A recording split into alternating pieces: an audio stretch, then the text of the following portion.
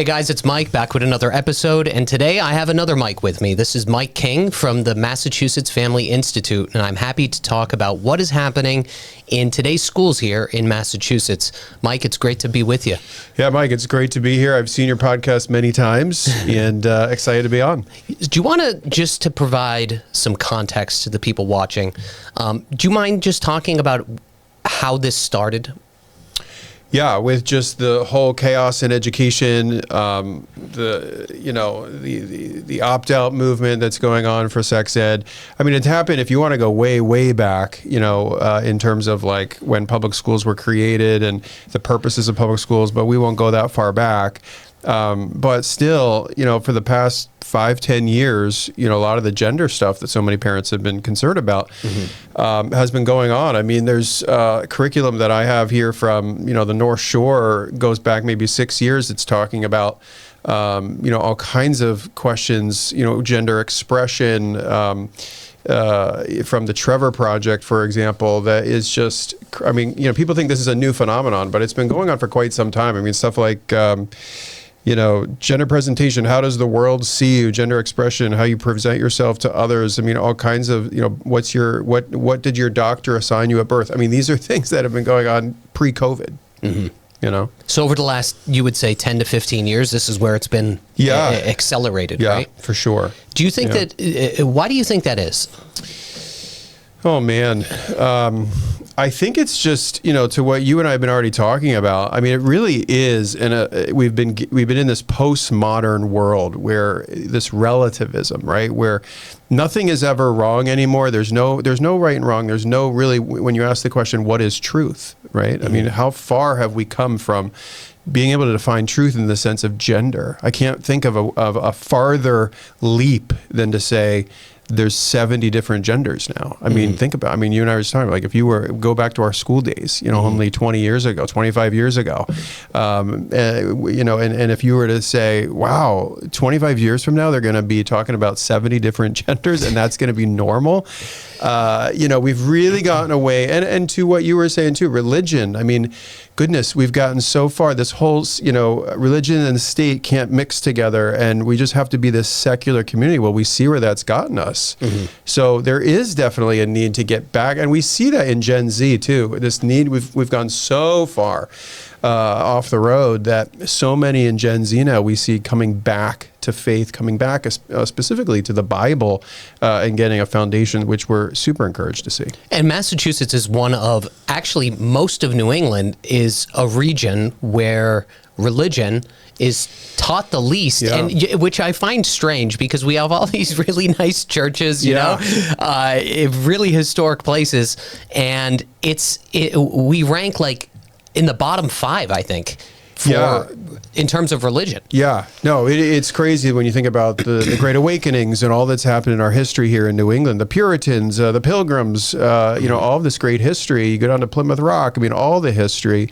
and to think that we're one of the states that has fallen the most.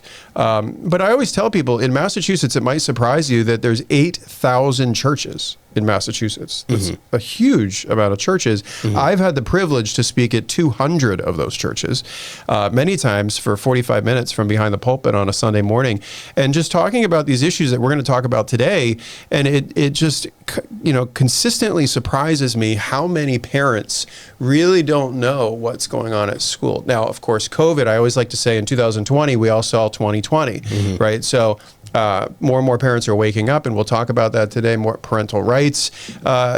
Supreme Court decisions recently have really done have supported parental rights in a wonderful way.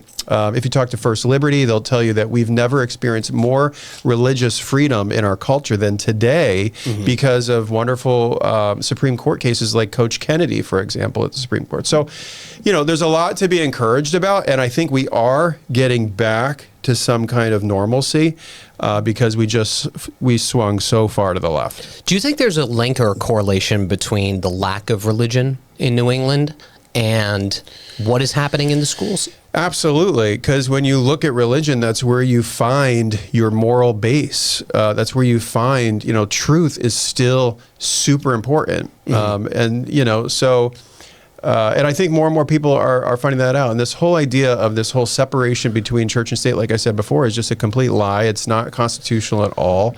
And, to see now that we're making a comeback on that. And again, like I said, we've never had more freedom for religious liberty as we do now because of some wonderful Supreme Court decisions.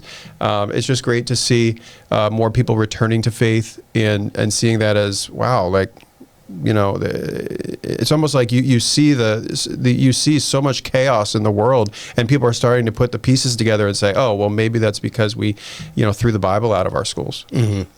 So one of the things that I wanted to talk today about, and what I'm sure a lot of people are interested in, is if you go to most schools here in Massachusetts, right, the American flag has essentially been disenfranchised, right? But every other flag under the sun is not. Yeah. And why do you, how or why is this happening? Yeah, I mean, look, you can even bring up the Christian flag case at the Boston City Hall. This was back in 2017. I think the director of Camp Constitution, Hal Shurtleff, went to the Boston City Hall to fly the Christian flag, and found out, I think, that I think it was 284 flags had been flown from that flagpole at the Boston City Hall before Hal went and presented the Christian flag, the transgender flag, the Chinese Communist flag, and all of a sudden they make up this policy on the spot to say, you can't fly the Christian flag at the Boston City Hall. So he went all the way to the First Circuit, lost to the First Circuit in Boston, went all the way to the Supreme Court, and got a 9-0 decision at the Supreme Court to fly the Christian flag. And then I think it was in 2021 or 22, we had a whole ceremony there at the Boston City Hall to fly the Christian flag. Mm-hmm. So to say that, why is there this animus to the American flag even, or I was mentioning the Christian flag, I think I think so much of this is found in our schools where we're teaching, history that just hates on America, and I mean, you look at one issue like slavery, for example. Well, okay, fine. Like that's a scourge on anybody's history. But look, America was the only nation to ever fight a war to end slavery. Mm-hmm. We're the only nation to ever do that. Such as one example of we're not learning that in the school. We're just learning that Washington was a slave owner, and things like that, and really dumping on America. So, I think as we get back to faith, we get back to some kind of, morality that has biblical principles, we're also going to find ourselves getting back to loving, I think, our country. That's a good take. Yeah. I like that. Yeah. Do you want to talk a little bit about what your institution does? Yeah, we do a lot of different things. Today we're going to talk a lot about education. We just opened up the Massachusetts Liberty Legal Center. So we are a pro bono First Amendment attorney organization. We currently have about 8 lawsuits going on. We've only launched 15 months ago. Mm-hmm. We protect people's religious liberty. We protect your free speech. So probably our most well-known case was with Liam Morrison in Middleborough, the young middle school student that wore a shirt to school that said there's only 2 genders. Yes. And to imagine, that his school says that he's physically harming students by wearing this shirt to school. So he got sent home not once but twice. I remember that story. So he went to the First Circuit. We were his local attorney. Lost, of course, at the Kangaroo Court that it is, and then appealed it to the Supreme Court. And unfortunately, the Supreme Court didn't take the case, which we were super disappointed by. But that's some of the work that we do. Whether it's you're forced to take the shot, mm-hmm. or you got to be fired from your job, or mm-hmm. You're a pharmacist and you don't want to prescribe abortion drugs. We've helped pharmacists keep their job and not have to do that. So many different ways that we're helping Massachusetts residents stand up for their faith and not really and not have to compromise. Gotcha. And the most recent one was what happened, which I've been covering extensively too, is what happened in Burlington. That's right. Yeah. And I don't live too far, as we talked about prior to filming, I don't live too far from Burlington. And what happened there, because you saw it live, right? You saw you saw it on film, and just watching it, I said this before, in what world does an adult look at these questions that are being asked to students that are 11 and 12 years old and think to themselves, this is appropriate, right? Yeah. Beyond the surveys themselves, I mean, does nobody have any kind of common sense or common decency to think to themselves, like, this is wrong? Yeah. Look, it's such a good question. I mean, Leahy Clinic was behind, the survey. The survey was asking questions about sex toys to sixth graders. I mean, take ourselves back to sixth grade, and could we ever imagine those kinds of questions and what they would do to our psyche to open up this whole portal of thoughts that we've never even thought before? I mean, as a parent, I would be outraged, and rightly so. So many of them were. So, not only sex toys, but like, when's the first time you got drunk, or all these crazy questions. And then on top of that, several parents had opted out, and it wasn't even clear from the school how you could opt out, or, I think it was like one message to parents. And as a parent, like, you're not gonna, you could easily miss that. Yep. So for the school to give that survey to sixth graders, to the kids that had opted out, thankfully some of those kids had phones and they took pictures of the survey questions because they couldn't believe it. And now to see that the Department of Education, that Linda McMahon is now saying, hey, we're going after Burlington, we're opening up a federal investigation. We were behind writing those complaints to the DOE. So extremely gratified that finally we have some air support from the federal government that's going to help parental rights. So my issue with the entire thing is that the case here is more so on the opt-out portion. Right. It's not necessarily on the questions that were being asked, right? Even though those were... Yeah. And let me ask you this, whether you could say this or not. Yeah. So do you have a copy? Like, that survey went through multiple channels, right? Yeah. So it started, at the CDC, right? And then it goes through a chain of command. And then John Snow Inc. was one of the people that helped administer it. Right. Was that altered in any way, manner, or form? Or was this was this survey, is this standard practice throughout the country? Or was it unique to Massachusetts? No, I think to a large extent it's standard practice at many schools in Massachusetts, and I'm sure across the country. And it may not be like JSI or Leahy Clinic, but it could be Panorama, for example, and other organizations. But I mean, and it's it's the wellness committee. These names are wonderful. That's behind putting the survey together. So whoever is on the wellness committee, whoever your leaders in your school that this is going by, and we have public records requests out there that we're trying to figure this the channels out still. But look, I mean, how in the world can you think that these kinds of questions are okay to ask a sixth grader? I mean, it's just, it boggles the mind, and it should tell every parent, hey, this is the mindset of who you're sending your kid, into that government school for 40 hours a week. You better know what's going on at school. Now, Leahy had their hands in this because were they involved financially in the surveys in some way, manner, or form? If I remember correctly, I think so. Okay. Yeah. It's just very concerning because beyond all the chains of command that this went through, it still ended up in adults' hands, and they still administered this survey. Yes, intentionally administered, and not only intentionally administered the survey, I mean, as far as I understand, administered the survey to sixth graders that had opted out. Yeah. There didn't seem to be a process, and lack of respect. And these are parents, mind you. This isn't the first conversation that these parents had with these school officials. I mean, there were very, long conversations 2 years ago, maybe 3 years ago, saying, look, I don't want this for my kids. And they still got it. Yeah. Did that survey get administered to all the, do you know that if it got administered to other schools in Massachusetts? Yeah, no, for sure. For sure? Yeah, to other schools. Is this happening? Is this what happened in Burlington?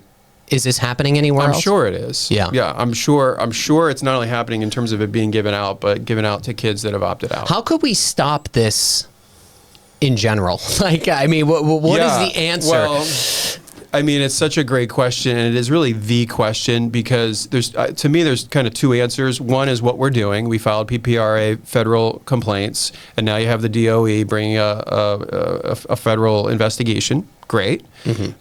What might come out of that? I mean, who knows? Is it going to be a hand slap? Is it going to be some training? Is there going to be federal funds that are threatened? I mean, if we're a student of history on this stuff, it's not going to be to the extent that parents want to see it, right? So then that begs the question, like, for example, Burlington School Committee just passed the survey policy I think it was last night or this week. And it was okay, but it wasn't really what we wanted to see. It wasn't kind of, showing this kind of transparency, this kind of like, we get it, parents, right? They kind of kicked the can down the road on some issues. So then you have to kind of look, okay, if trust has been completely broken, which it has, then this is why you see the public school exit going on, not just in Massachusetts, but you see it across the nation where parents are like, look, I'm fed up with it. Yeah. Like I want reading, writing, and arithmetic. I want academic excellence. I don't want DEI. And so now we were talking earlier about, like, if you look at Boston public schools, in third grade, 20% of Latino and Black students, for example, in this article from the Commonwealth, can read. That means 80% of these children cannot read in the third grade. It's a problem. And you know what? The crazy thing about this, what we're talking about today, is, I remember when I was in school and things were just so much different, right? Things were just so much different. And even to the fact that, like, I don't know if you had the same thing happen, but like if you were homeschooling your child, right? You pulled them out of public school or private school or whatever, it was almost looked down. You kind of got looked down upon, right? Now it's like the absolute opposite. You're the cool kid. Now it's like the absolute opposite of that, and it's a strange phenomenon. Like it's really strange, and even for me, because my wife and I were talking about this as well. We still have that stigma of that, and I think that kind of needs to be eliminated. Oh, absolutely. Because again, young parents. I'm in my 40s. My wife is a little bit younger than me.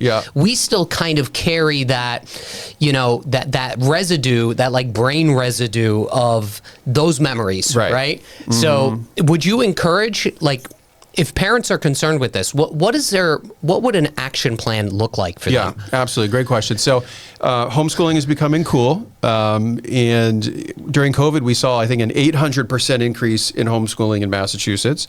I've seen statistics now that say by 2030, this is going to sound like a crazy number, but by 2030, 30% of America's students will homeschool. Wow. So in 4 years, now that's a huge number, but we are seeing, 35 states have education freedom, 18 states, including New Hampshire, have universal school choice. So if you moved, we're here in Westford, right? If you go just up Route 3 here, 10 minutes, $4,000 per student, if you don't want to go to the public school, to school your child however you want to do it, homeschooling, go to a private school. So to see just all the education freedom, but then what we're doing in Massachusetts, because Massachusetts is not live free or die state, right? It's very different. So we're doing church-based learning centers. Now we have 26 church-based learning centers that have popped up, offering K-12 education for as low as $100 a month for 5 days a week, because churches have available and affordable space that never gets used during the week, and they have these wonderful networks of volunteers that can be proctors and tutors. So we are making homeschooling more accessible to more people through church-based learning centers and making it affordable. We have scholarships. We have free training. And by the way, if listeners are interested in that, you can text the word school option to our short code 87891 for more information on that. And those schools, are you had a hand in helping create this, right? Yeah. This network of schools? Yeah. And I wouldn't call them schools. I would call them church-based learning centers. Gotcha. Yeah. Gotcha. And then when you say, what was it, freedom of education? Yes. What do you mean by that exactly? Yeah, so education freedom. Education freedom is basically school choice. Gotcha. So, like I said, 35 states have school choice now. 35 out of 50 states have school choice. And it might surprise even a lot of your listeners that, like I said, New Hampshire has one of the best programs for education freedom. And, you talk about all your property tax dollars, for example, that go to your local public school, that if you homeschool or you go to a private school, well, you're paying for these public schools that you're not using, right? So finally, you're getting some kind of relief in regard to that. And so parents are taking advantage of it. Florida, I think it's upwards of $10,000 or more per kid if you don't go to the public school. Arizona is doing amazing. You could go on. The list is long in terms of states that are doing stuff. And you're seeing families migrating away from Massachusetts because they want this they want freedom in school choice for their kids. I think it's super important. And what's going to be really interesting? So actually, before I say that, let me ask this. So how long have these education centers, how long have they been open at the churches? Yeah, so it's homeschooling, right? Yeah. So these are really just expanded versions of homeschool co-ops. Mm-hmm. So when you think about homeschool co-ops, they've been going on for decades.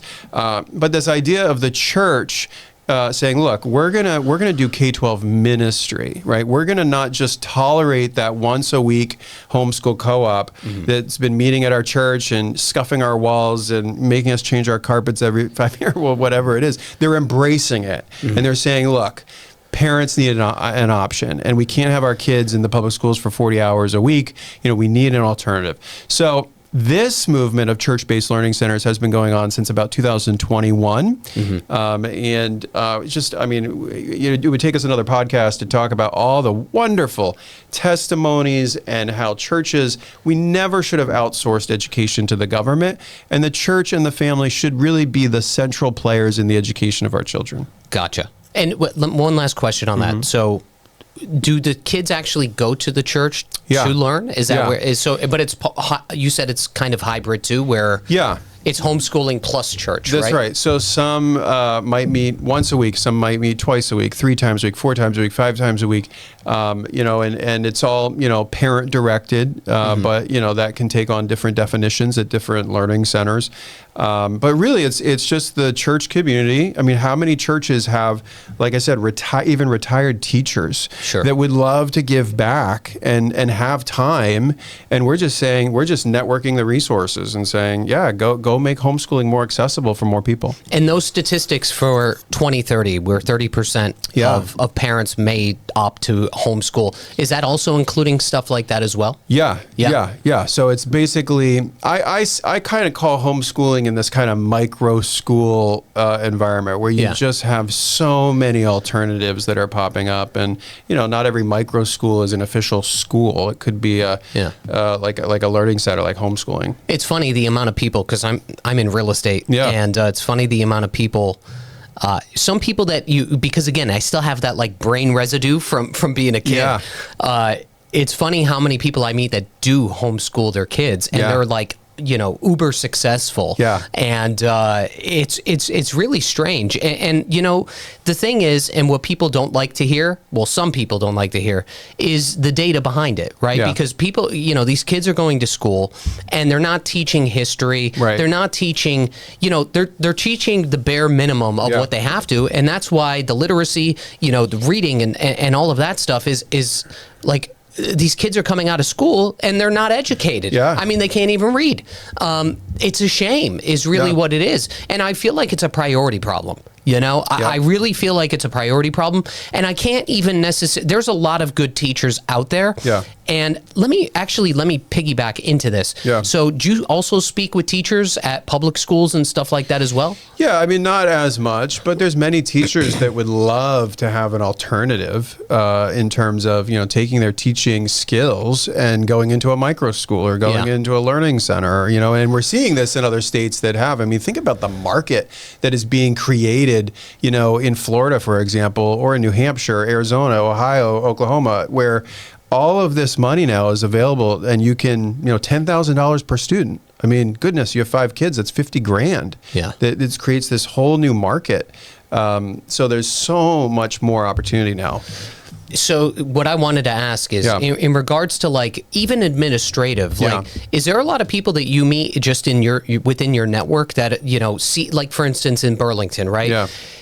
I mean, there's got to be people out there that are reading these things or seeing what's happening in schools and thinking to themselves, and I don't even mean teachers that have been there for the last 30 years. I mean, even like new teachers that are looking at these things and are like, what is going on here? You know what I'm saying?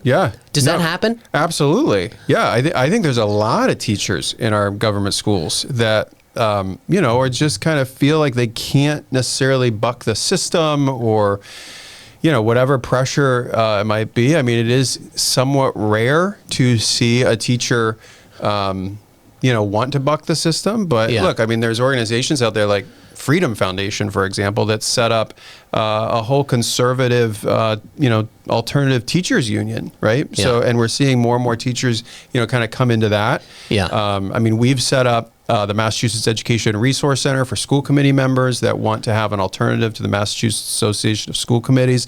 So we're seeing more and more of this effort to impact the school committee, to help teachers out, right? So I think that should be encouraging to everybody that shares these concerns, that there's not just state organizations like Massachusetts Family Institute, but there's national organizations like School Boards for Academic Excellence, like Freedom Foundation, like Leadership Institute. I mean, the list is ginormous in terms of the money that's being poured in to really affect change at the school level.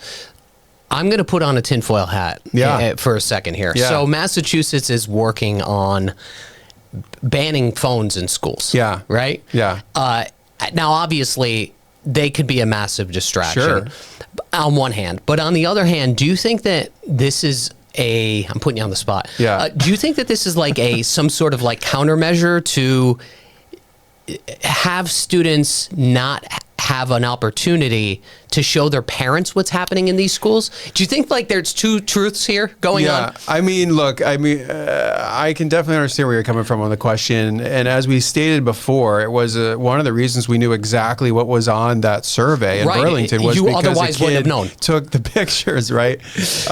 Great parenting, by the way.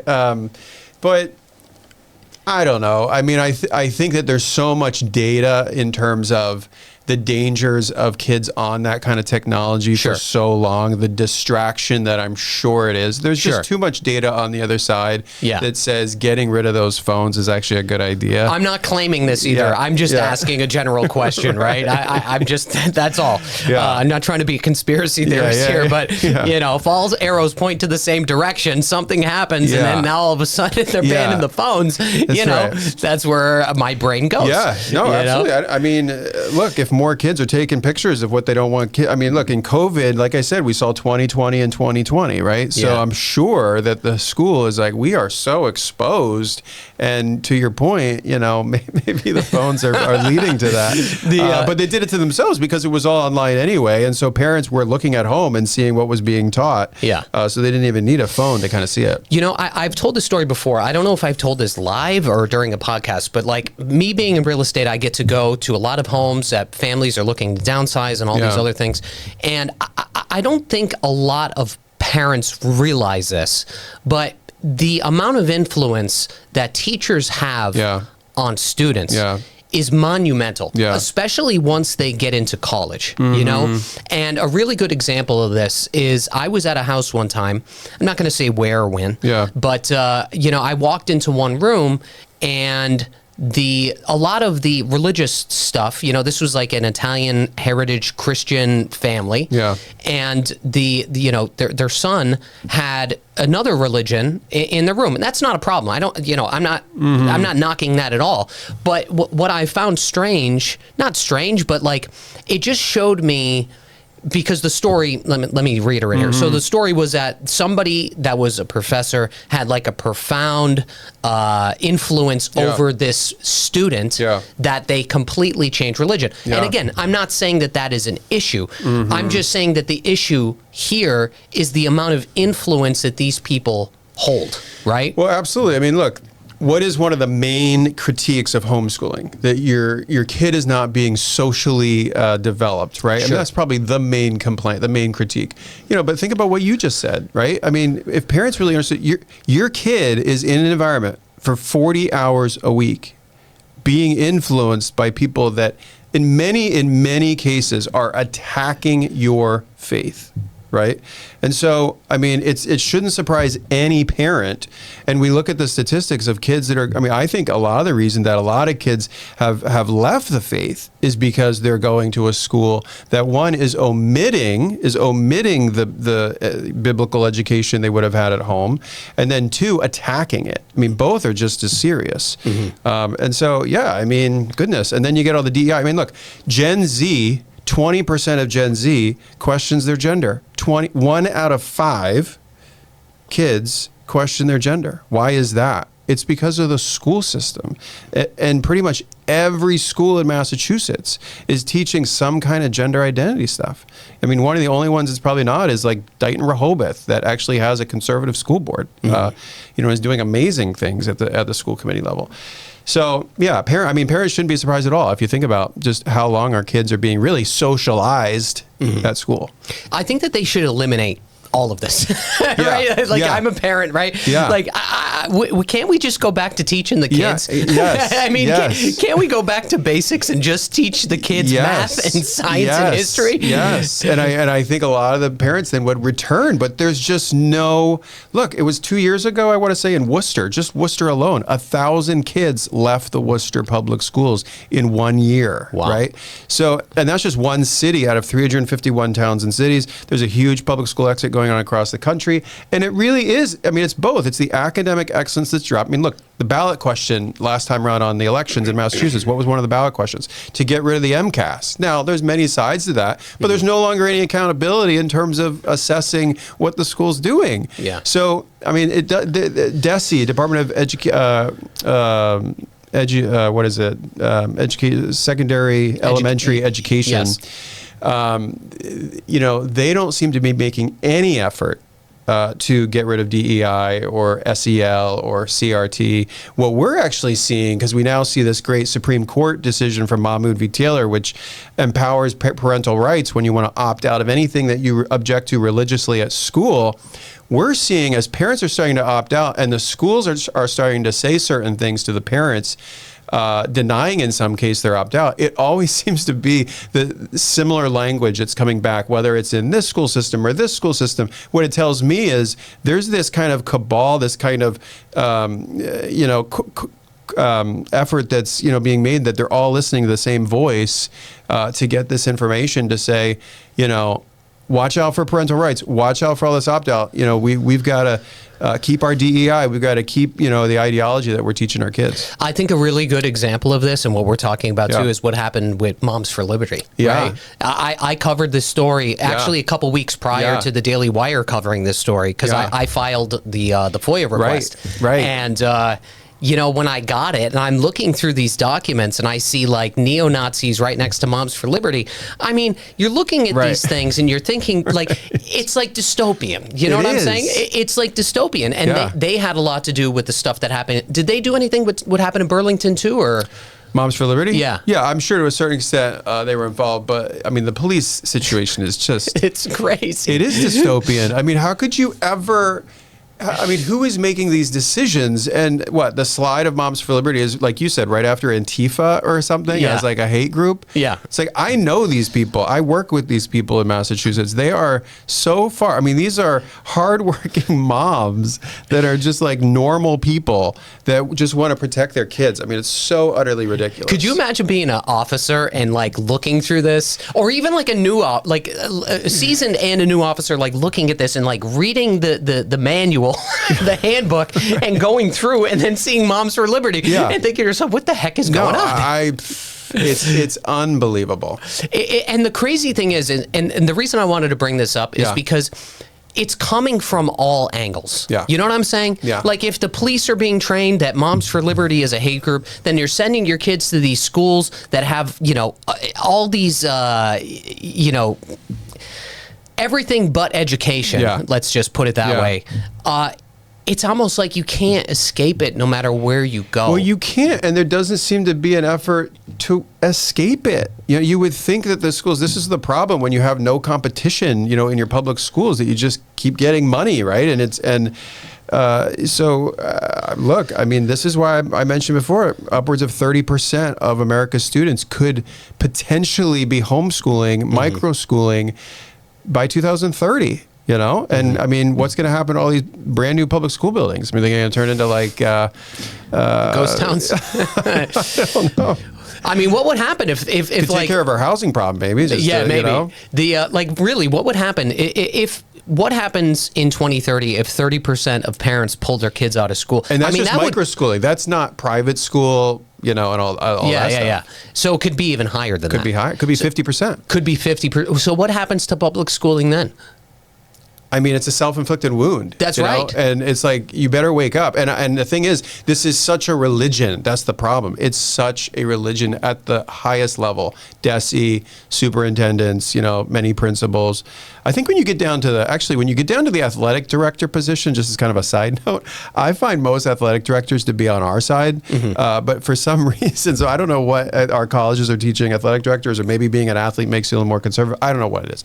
But at the highest level, there just seems to be no change. Are they getting money for this? Are these schools getting grants? Yes. Like, is that really what's happened? Is it about money and power? Is that really what it is? Yeah. I mean, absolutely. It's the old adage, just follow the money. So what is there, like grant programs that are created if they I mean, like all these NGOs some kind of guidelines and stuff, the money's just been funneling. I mean, in COVID, my goodness, the ESSER funds were through the roof. So I mean, you know, it is a absolute cabal, and the money is, I mean, when you see the money being poured in from our side, it's amazing in terms of all the education freedom stuff. There is so much money in education, it'll blow your mind. It's why anything related. This is what I've learned because I have a YouTube channel. The stuff involving kids, like whether it be toys or videos, like the market there is insane. You know, so I would think that people could reverse engineer that, and they capitalize on that in the back end, which is inside of the schools themselves. Oh, for sure. I mean, look at Planned Parenthood. I mean, they have the best marketing plan ever because they have full access to every single school in America, right? So, I mean, goodness, like when you have what do you mean in terms of data? In terms of like their curriculum, like all of the sex ed curriculum, so much of the sex ed curriculum is Planned Parenthood. I mean, next week at the State House in Massachusetts, there's a hearing on what's called the sex ed mandate. They call it the Healthy Youth Act. But this would basically be to say, we're going to let Planned Parenthood teach sex ed, okay? And, you know, you can still teach what you want, but it's got to be from our list, right? So then schools are like, well, what if I want to teach, you know, some other curriculum? Oh, no, you can only teach sex ed from our list. And of course, Planned Parenthood is like a preferred vendor on that list, right? So, I mean, this is the kind of, I use the word cabal, but I use it literally. Like, this is a monopoly that's going on in our schools, you know, that are controlled by a certain amount of organizations. Do you follow data from other states as well, like in regards to this? Yeah, but not as much. Mostly focused, of course, in Massachusetts. But a lot of the same stuff is going on, you know, of course, a lot of blue states, but even in red states. Yeah, of course. I was going to follow up with the question, like, how bad is Massachusetts in comparison to other states is really what I wanted to ask. Yeah, I'd say it's probably one of the worst, you know, but I will also say that I don't know any other state that has the kind of opt-out movement that we've had in Massachusetts. So you have both, right? I mean, I mentioned earlier in Worcester, Massachusetts, 2 years ago, 4,000 students opted out of sex ed in one city. That was almost 20% of the second largest school system in New England. Wow. So that's huge. And then I think there's 70 other towns and cities that have some kind of opt-out movement as well going on. So, you know, so I think that's super encouraging that more and more families are understanding. And then with Mahmood v. Taylor, that Supreme Court decision that came out of Maryland got, I think, a 6-3 decision recently, and basically says to parents, whatever is religiously objectionable, that the school cannot get in the way of your religious upbringing of your student, and if it does, you can opt out of that. So to now see that parents have that, and anyone watching that's interested in opting your kid out, just text the word SAFE to our short code 87891, SAFE, like keep your kids safe, to 87891, and you'll get a complete explanation of Mahmood v. Taylor and an updated opt-out form that you can use to say, yeah, I want my kids opted out of this right away. And if the school pushes back, our legal center will represent you for free. And if we have to bring some kind of legal action against the school, we will. And so that's in regards to opting them out of like sex education stuff, or anything religiously objectionable. Okay. So I think it's even worth exploring, you know, things like evolution, let's say, right? Where it's like, all right, you might teach creation for a day, but you're teaching evolution like all the time. Yeah. And if that's religiously objectionable to you, go ahead. Like try to opt out of anything that you find religiously objectionable. What's your opinion on like vaccine mandates in schools and stuff like that? Do you guys cover anything? Absolutely. Yeah. So, I mean, there has been a push in Massachusetts for the past 5 years to get rid of the religious exemption, right? So we cover sanctity of life issues, the abortion issue, all this stuff. And we've had a lot of people interested. I've never seen more people come to the State House when it comes to your religious liberty, when it comes to, my body, my choice, right? That only applies to certain people, It's our my body, my choice issue. It is amazing the percent of people that are on our side at these hearings. It's always 90% or more, always, that testify to preserve the religious exemption. So for the fourth year in a row, this is Senator Rebecca Rausch and Representative Vargas. They are like the two kingpins that are trying to violate your religious liberty when it comes to this issue. But I've just been so encouraged. But they keep trying to push it. And it's just like, did you not get the memo in the first year when 95% of the parents that showed up at this said, do not mess with my kids' health? And then all this stuff that's coming out regarding, what vaccines are doing to our kids and those kinds of things. It is unbelievable how they keep pushing this. It's scary. I actually know some people, some friends of mine that are in medicine that have not gotten their kids vaccinated for certain things.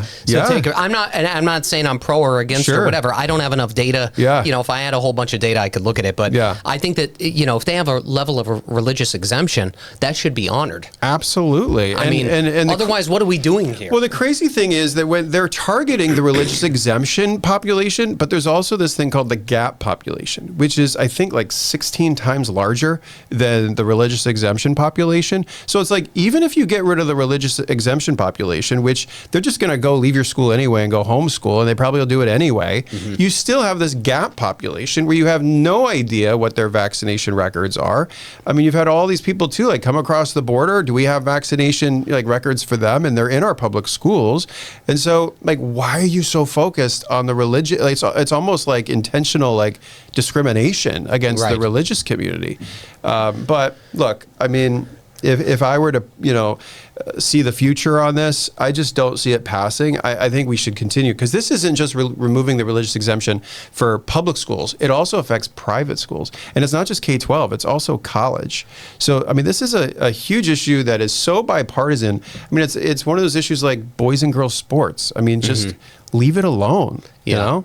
Do you guys cover anything in regards to boys and girls sports? Is that something? We do. Yes, we cover a lot. So we do a lot of work, like I said, the school committee level. So Dighton Rehoboth, for example, they were the first school committee that I'm aware of anywhere in New England that's passed a safety and women's sports policy. So last fall and this fall, they forfeited 2 games against a team that had a boy on it, which I think ended up going to win the conference. No surprise. But they passed a policy that said you cannot penalize the coach or the players if they forfeit a game. And so then... Riley Gaines came out on X and said, oh my goodness, this is such a good policy. If every single school committee were to pass this policy, all these games get forfeited, and then parents would have to do something because they're like, wait a minute, I came to this game and nobody's playing. I mean, that's kind of the environment we need to create so that we can kind of force the issue. But look, to see the NCAA, to see the Olympics, change their Title IX policies, to see even like the Los Angeles Children's Hospital, the Denver Children's Hospital, get rid of their gender clinics. There is really good stuff going on, and turning the table on this whole trans issue. As I sit here and we're talking, I'm thinking about these things. I'm thinking about when I was in school, and I'm just sitting here thinking, how are we even having this conversation? Well, do you ever stop and think to yourself? I definitely do, but I also think to myself, we are like, when we have this big celebration, it's like, oh, the NCAA won't let boys into girls sports. Yay. It's like, Well, that's just getting back to normalcy. Yeah, like, I mean, is this some sort of radical idea? Yeah, right. I mean, it's crazy. It is crazy. It's 1980. It's whatever you want to call it, right? Yeah. But it's an attack on our children. It's an attack on our children. And people might call me a bigot and not sensitive. Look, I'll be the first one to say that we need to be loving people, that there are kids that have been confused, and I would get upset to say the school is intentionally confusing you on these issues, and my heart goes out to these kids that are legitimately confused. And I'm not upset with the kid, I'm upset with the school, I'm upset with whatever organization is behind pushing this agenda. 110%. Yeah.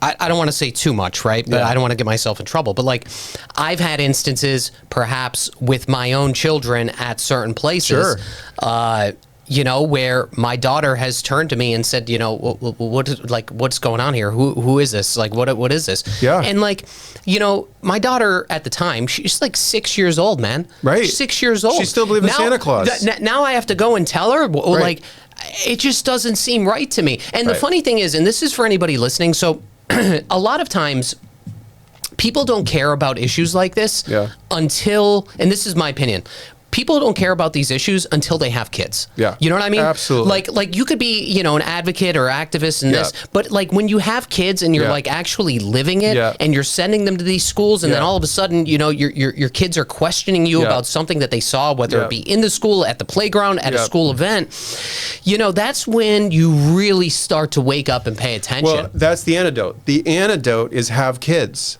That's a good take. That's the antidote. That's a good take. Right? I mean, look, there was just a study done on all 50 states. There's only one state in the whole entire country that is close to the 2.1 kids that you got to have to keep a population, right? You want to take a guess at what state that is? It's 1 out of 50. So is it in the Midwest somewhere? It's a little north of the Midwest. Where is it? So it's in South Dakota. Okay. So I don't know what it is about South Dakota, but maybe it's something in the water. It could be in the water, but they're the only state that's above 2.0. In terms of having kids. And this is an epidemic. I know that is. And I know this wasn't originally where we were going, but it is so important that we have to inspire. This is one of the messages we're going to be giving at our annual banquet. But we got to start having kids again. And I mean, even home ownership, I think the stats were like 15% of people over it was like by the time you get like in your 20s, only 10 to 15% of people own a home in your 20s, right? I mean, this whole idea of the American dream, getting a home, starting a family, I mean, that's what we got to get back to, right? And so at Massachusetts Family Institute, as much as we fight these battles and they're super important, like goodness, there's nothing more important than preserving the family because it is the backbone of society. I mean, there's a direct correlation between how healthy the family is and how healthy the society is, and there was a stat I saw the other day. Says, what makes you the most happy? Had a whole different thing. It said, by far, it was like off the charts. What made you most happy was a happy marriage. It's a happy marriage. It's like, of course. Like wherever you fall on the spectrum of like defining marriage or whatever, like our DNA, our humanity just like yearns for these like human things that are like this wonderful relationship between a man and a woman where you're actually happy with each other. Yeah. Do you think that because of what is happening, what we just talked about, because of what's happening in let's say, the school systems, do you think that has any correlation to the reason why a lot of people are not having kids? Well, I think a lot of people are not having kids because they're feeling perhaps the squeeze economically. I think that's a big portion of it. I think that, look, I mean, one of the things in the LGBTQ community that's so preached in our schools is it doesn't recreate. Right? I mean, just by definition, it doesn't. And then to see what DCF is doing to discriminate against Christian families and not let them foster, that we're only going to give, if they don't toe the line on the whole LGBTQ stuff, right? Is that DCF that's involved with that? Yeah, I mean, people sent me the article this morning. So we dropped a lawsuit this week with Alliance Defending Freedom against DCF to say you can't do this. Like you can't deny a Christian family to foster a child, because they won't toe the line on your LGBTQ ideology. I mean, it's absolutely ridiculous.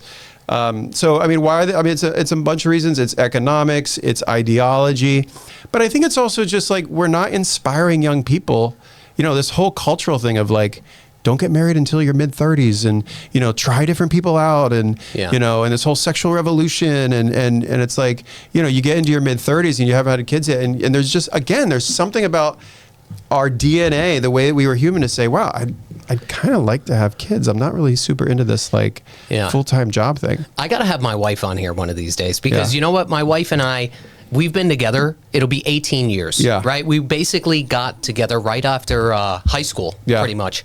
And, relationships, they're up and down. You know what I'm saying? It is what it is. But you try to get back to some common ground where you make things work. And no matter how hard it gets. And I think that I think we live in a society that if there's any kind of friction or confrontation or chaos, the first instinct that I think is being taught, whether maybe not directly taught, but just instilled in people, is run away, punt the ball. You know what I'm saying? You know what I mean? And I find that to be a huge problem. And I also think that's the reason why less people are getting married. I also think that's the reason why less people are having kids. All of these little, micro situations we're talking about add up to the bigger whole. And as a society, I feel like we're getting further and further away from tradition. And I think that's really what needs to circle back. And I think it will. I think that wanting to have some progressive ideas, you have to have something where you could, go from point A to point B. But when you give these people an inch and they take 20 miles, right? That's effectively what happens here.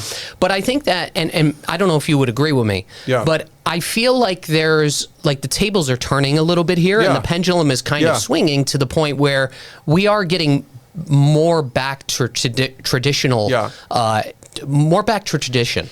And one of the biggest, it's another funny thing that I always find is being in real estate, I work with a lot of different clients, right?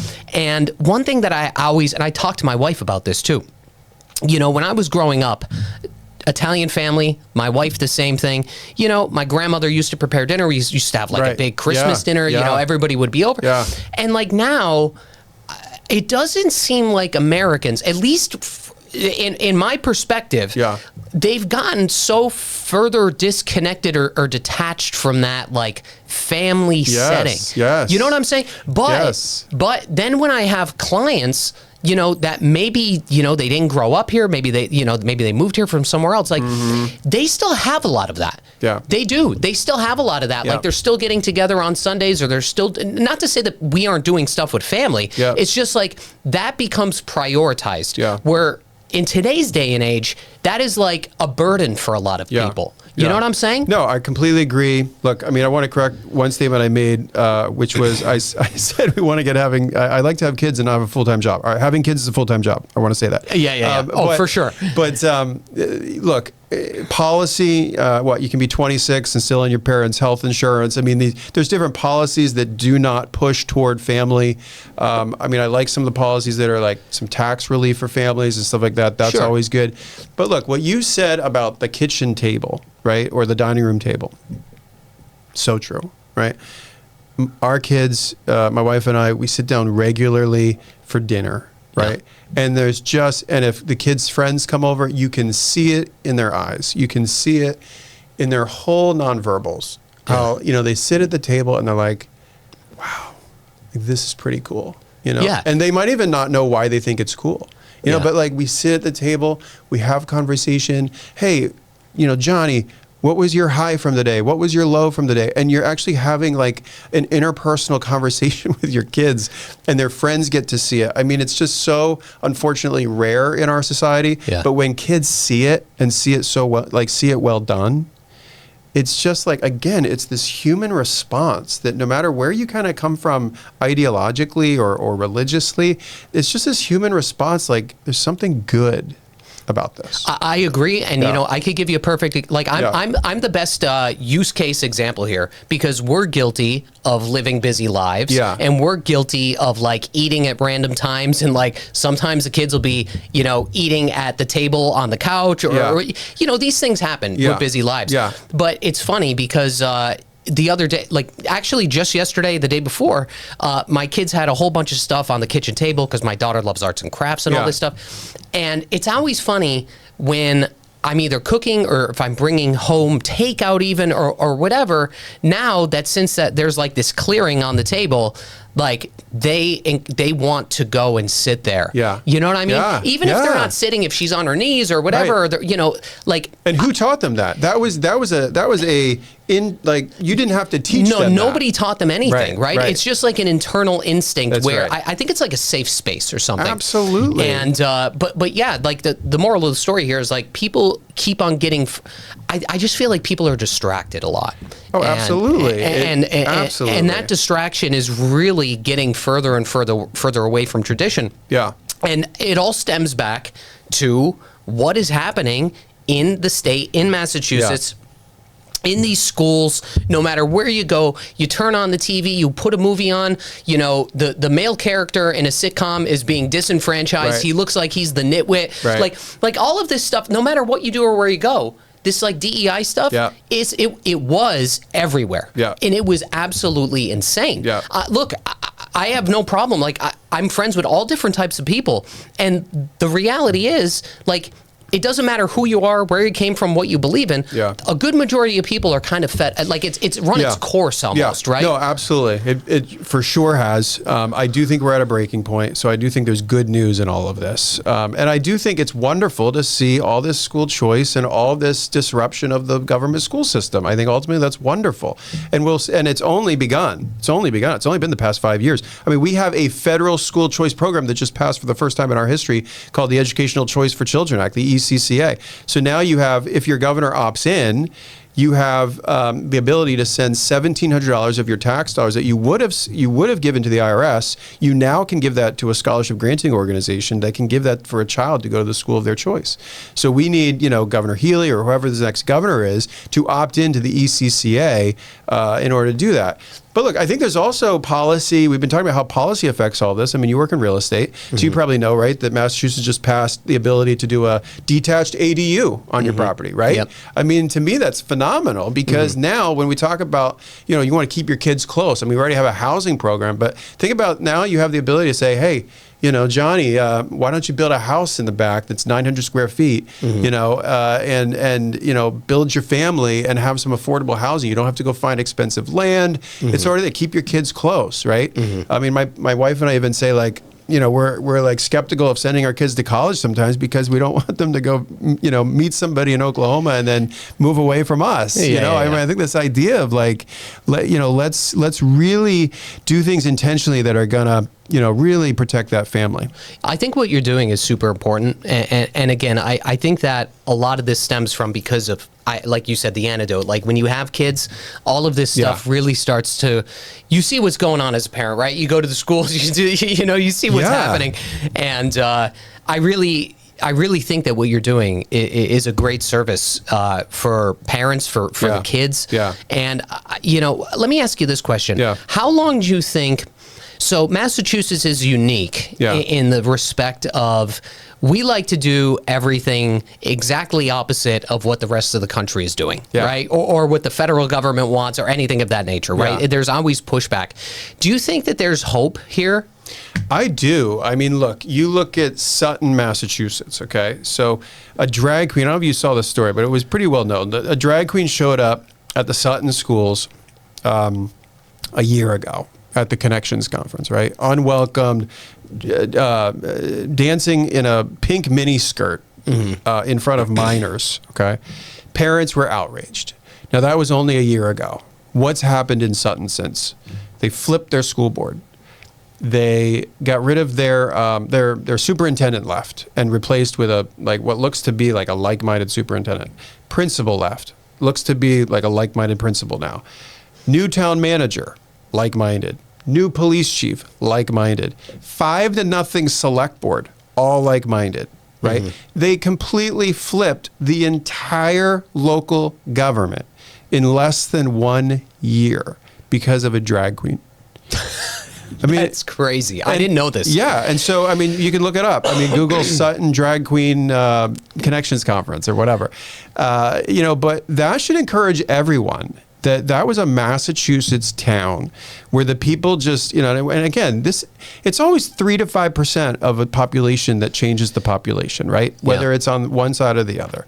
And so that I always tell people that was a Massachusetts town that did that in 1 year, right? I mean, look at Dayton Rehoboth. Like, they're the first school committee to vote almost unanimously to get out of the Massachusetts Association of School Committees. They're the first school committee to pass a no political bias policy, which is like, let's get back to reading, writing, and arithmetic and get rid of all these, distracting DEI policies. They have an opt-in to sex ed policy. They passed a policy against pornographic books in their school library. I mean, all the things that we're talking about, this school committee is fighting back.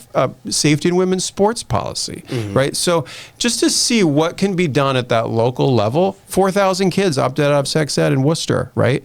I mean, and the list goes on of the good things that are happening in Massachusetts. So look, overall, I'm encouraged. I'm definitely upset with what's been going on, but more and more parents are coming onto our side. We're giving them the tools that they need. We're creating alternative ways of K-12. I think it's a very exciting time to be alive, especially in education, where so much disruption is going on, and people are finding all kinds of freedom in education, which I think is fabulous. I think that what it'll take too, especially in like Sutton, for example, is the best metric is looking at previous data of scoring of students versus new data. Yeah. You know what I mean? Yeah. And when stuff like that is published, that's when things become damning for what was happening in the past versus now what's happening in the future. Yeah. And I think that there's probably a lot of people out there that are worried about that data. Yeah. But there's a lot of even more people out there that are looking forward to that data. Yeah. Because again, it all boils down to just getting back to the basics, right? Yeah. Is there anything else you want to? It's almost been an hour. Is there anything else you want to add? Yeah. No. I mean, just to encourage people. I mean, like I said, one of the things that we really want to focus on this fall, as kids are going back to school, is to say, parents, you have unbelievable parental rights. Take advantage of your parental rights. Don't just let your kid go and go through all the nonsense. You can do something about it. So this whole Mahmood case that I talked about, anything that the school is doing to get in the way of your religious upbringing, and you don't have to be a believer to be religious, okay? Just anything the school's doing to get in the way of that parenting, opt out of it. And if your school gives you a hard time, please get in touch with us. You can look up the Massachusetts Liberty Legal Center, MLLC, Massachusetts Liberty Legal Center, or find it through MFI, Massachusetts Family Institute. And if you want to go on your cell phone and text the word SAFE to 87891, keep our kids safe to 87891, you'll get not only the information on the opt-out and the Mahmood case and your parental rights, but also this huge movement of K-12 alternative education.